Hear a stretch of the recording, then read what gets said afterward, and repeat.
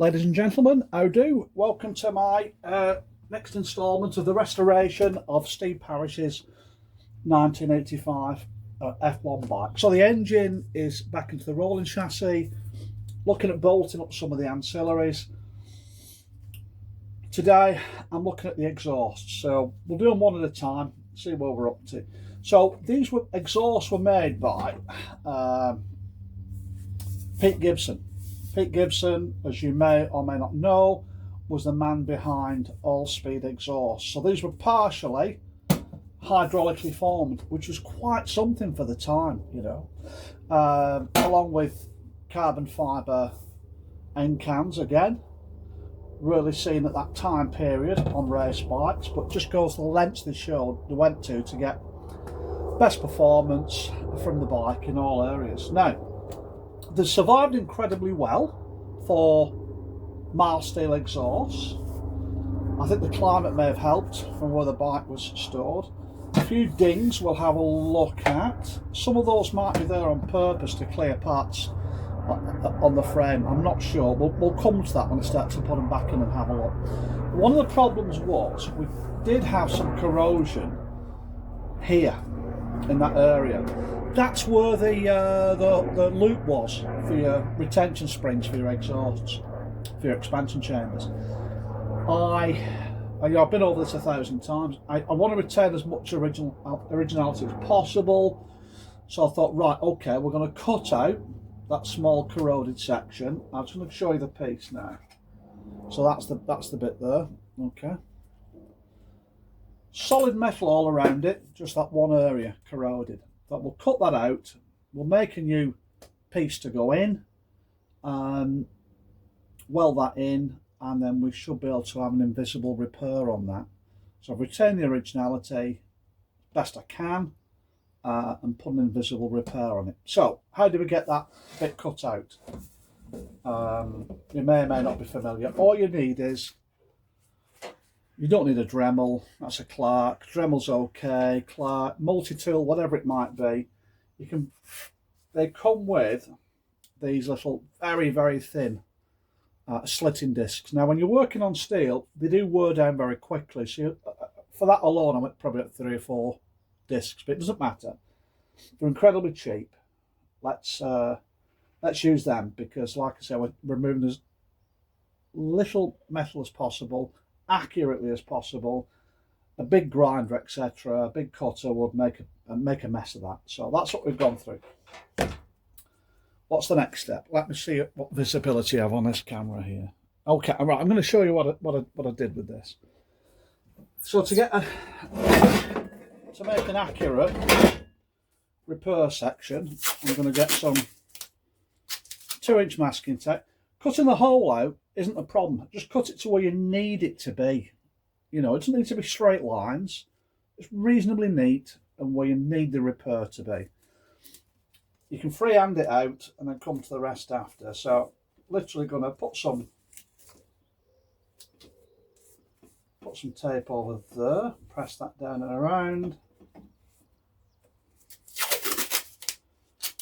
Another little piece just to make the repair, the pattern we're going to make relatively strong. Now I can press around it, so I can see where I'm going to cut. And the next part will be the scalpel again. Always have a scalpel to hand.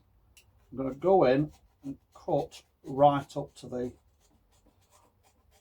section I've removed.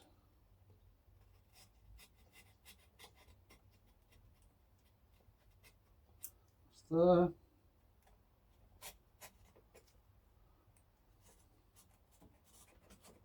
And there.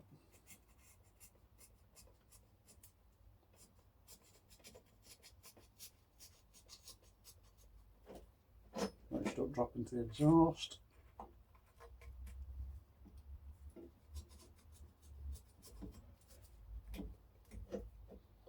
Right, just put that there a second. Remove that. That we don't need. And now we have a very accurate pattern template to cut our repair section from. So piece of mild steel, the correct thickness, stick that onto it. I cut around it with some tin snips, cut around it. Now, that's going to be quite accurate, you know, but we do want it so it sits inside, level with the edge of the exhaust, so it's a flush repair. So what you'll do is you'll put that on your steel, tin snips, get the file out, etc. Start to shape it so it just sits inside there. So a few tips I've got for shaping metal. Now I've got, I do have some panel beating hammers and dollies, etc. But one of the best things I ever purchased was this piece of rail track. Okay, it's got quite a few different shapes and sections on it, and pretty much whatever you're making on a small scale, a 1 foot piece of rail track, which you can find at Facebook Marketplace, they're always on there for some strange reason. Chunk of rail track that works as a perfect anvil, because you've got quite a few different shapes you can work around. So moving along, so moving along, so I've made that repair piece now. So we've made that, just pull the magnets off. So that's our repair section I've made, right? Quite happy with that. I'm going to, one of my favourite things to do is get these little magnets. You can buy these, again, cheap as chips, but really strong magnets so it won't fall in. And we'll pop that into the repair section. So let's have a look here. Let's see what we've got.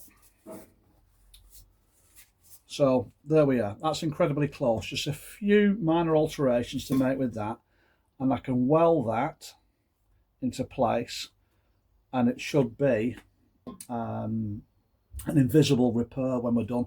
I can then put the hoop back on, like we've got there, for the exhaust spring.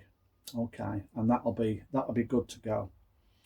What am I going to weld it with? Well, look, I've got some small oxy settling welding kit, so I can gas weld it. I have a TIG welder, which I've really not done anything with, really. I bought it years ago and done nothing with it yet, because everything else has been working quite well. I've also got a MIG. Now, a MIG is going to be too aggressive on something like this. It's going to be difficult. You're going to be blowing holes through it with the MIG welder.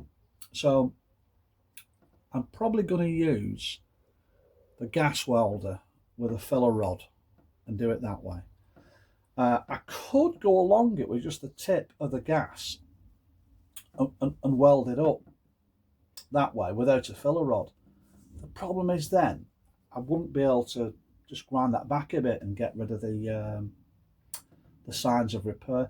If I use a filler rod, it'll be raised up a little bit all round, and then I can grind that back, linish it, and blend in the repair, make it less obvious. Anyway, you get the idea. Straightforward enough to do.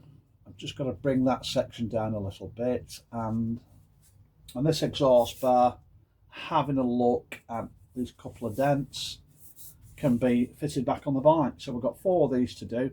I think there's only 2, this one and one other, that need some welding, which is great. And like I said, considering it's 40 years old and they haven't been painted or coated as far as I could see, they lasted incredibly well. Right, hope that was of some interest. If you like the videos, please, noisy beggar, press like on our YouTube channel, and subscribe as well if you wouldn't mind, and and keep coming back. There's much more to come as we work through the remainder of the bike, really. But so the exhaust of the next piece, we'll get those into place. Maybe look at putting the carburetors on, and they're quite interesting carburetors on the bike, and they're definitely not the standard Yamaha ones. Right, hope that's been of some interest. Just what we're up to on the bench. It's nice to have an engine off the bench, to be honest with you. It's been on for so long. But there we go. Listen, enjoy your day, everybody. Hope you enjoy the video. Be lucky, and see you again on the next video. Take care.